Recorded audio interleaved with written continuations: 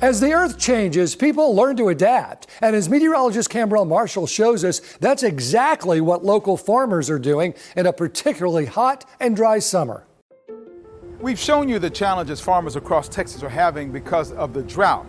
Now let's talk solutions, green solutions, and how buying local could be an act of conservation.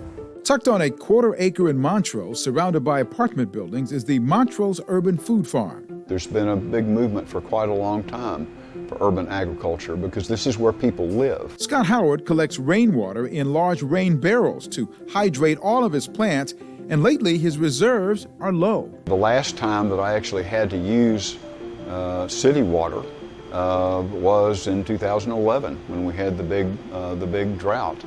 In Wharton County, a dozen wells from aquifers deep underground keep Gunderman acres running.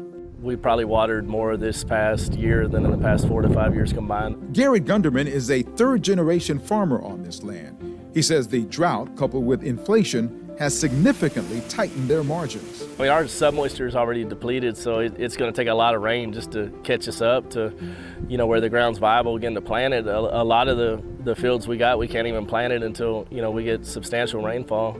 And it's not just the drought. The heat is also taking a toll. More days with more heat could change what kinds of crops local farmers can grow and when. Well, I normally am able to carry over some of the fall crops like kale and collard greens into the summer, but they're all burned up at this point. I think as we see climates changing and we see these droughts becoming more prevalent, we really have to change the way we eat because the things that have always been available to us may not be available. Central City Co-op supports local farmers. They offer fresh produce and other goods from Gunderman Acres, the Montrose Urban Food Farm, and plenty of other local growers. Their new storefront in the Heights is open to anyone looking for sustainable, organic, locally sourced foods. The importance of eating locally is supporting that local environment, and that money stays in your community. Buying from local farmers is also a good way to reduce your carbon footprint. Agriculture is the largest driver of climate change. It is the largest culprit of climate change today, and that is our conventional food system. Everything from the way we grow food, to the way we treat soil, to the way we get food to the grocery stores and then to our plates. And so what we're doing here is showing people just how easy it is to reduce the food miles in our food consumption and to grow food using organic practices that don't contribute to climate change. Kath Conlon is the executive director and founder of Blackwood Educational Land Institute. She is the driving force behind the 1-acre Sky Farm on top of Post Houston, site of the former Barbara Jordan Post Office in downtown Houston.